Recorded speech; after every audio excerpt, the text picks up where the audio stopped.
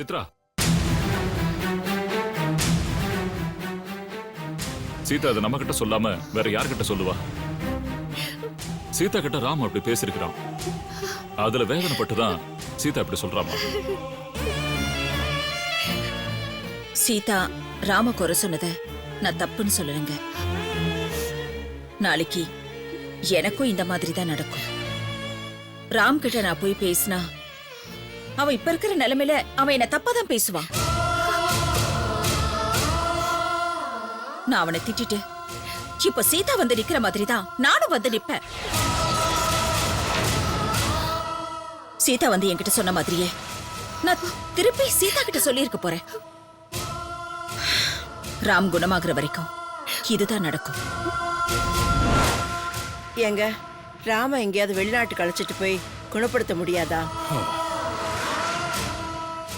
2 நாளா நான் அந்த வேலையை தான் செஞ்சுக்கிட்டு இருக்கேன் சுமித்ரா. ராமோட பிரெயின்ல பிளட் கிளாட் ஆயிருக்கு. அது அவ்வளவு சுலபத்துல கரைக்கவோ வெளியெடுக்கவோ முடியாதுன்னு டாக்டர் சொல்லியிருக்காரு. அப்படி செஞ்சா ஒருவேளை ராமுக்கு மென்டல் டிசார்டர் ஆகிறதுக்கு வாய்ப்புகள் அதிகமா இருக்கு. அது ரொம்ப ஆபத்து. அதுக்கு இப்ப இருக்கிற நிலைமையே பரவாயில்லன்னு டாக்டரே சொல்றாரே. கொஞ்சம் வருஷம் ஞாபகங்கள் தானே இல்ல, அது ஒரு பெரிய பிரச்சனையாவே இருக்காது. மருந்து மாத்திரையை சாப்பிட வச்சு குணப்படுத்திடலாம். பிளட் கிளாட் கரைய கரைய கொஞ்சம் கொஞ்சமா ராமுக்கு மறந்து போன ஞாபகங்கள் திரும்ப வந்துரும்னு சொல்றாரு. ராமுக்கு ட்ரீட்மெண்ட் கொடுக்கற டாக்டர் ஏன் முன்னாடியே வீடியோ கான்பரன்ஸ்ல ஃபாரின் டாக்டர் கிட்ட பேசினாரு. அவரும் அதைத்தான் சொல்றாரு. அதிகபட்சமா 5-6 மாசத்துல குணமாயிடும். அதுக்குள்ள பிளட் கிளாட் கரைஞ்சிரும்னு உறுதியா எல்லா டாக்டரும் சொல்றாங்க. அது வரைக்கும் நம்ம சமாளிப்போம் சுமித்ரா. என்னங்க 5-6 மாசமா? இனியோட 6வது நாள். இதையே நம்மளால சமாளிக்க முடியலையே. நமக்கு வர பிரச்சனை நமக்கு தானே வரும். பக்கத்து வீட்டுக்கா போகும், சமாளிப்போம்.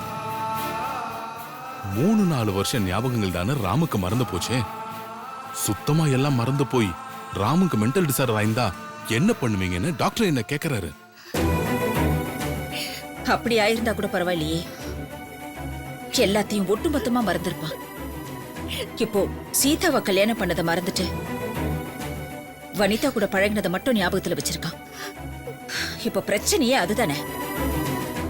சித்ரா, இது இக்கரைக்கு அக்கறை பச்சைங்கிற மாதிரியான கதை.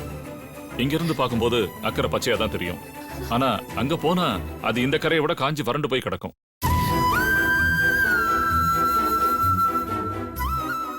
ராம் குணமாற வரைக்கும் எல்லாத்தையும் சகிச்சுட்டு பொறுமையா இருப்போம். சீதா, நீ உன் கண்ணை தொடச்சுக்குமா. உனக்கு நான், எனக்கு நீங்கிறது தவிர வேற ஆறுதல் எதுவும் இல்லை. போய் கண்ணை தொடச்சிட்டு போய் அடுத்த வேலை என்னன்னு பாரு.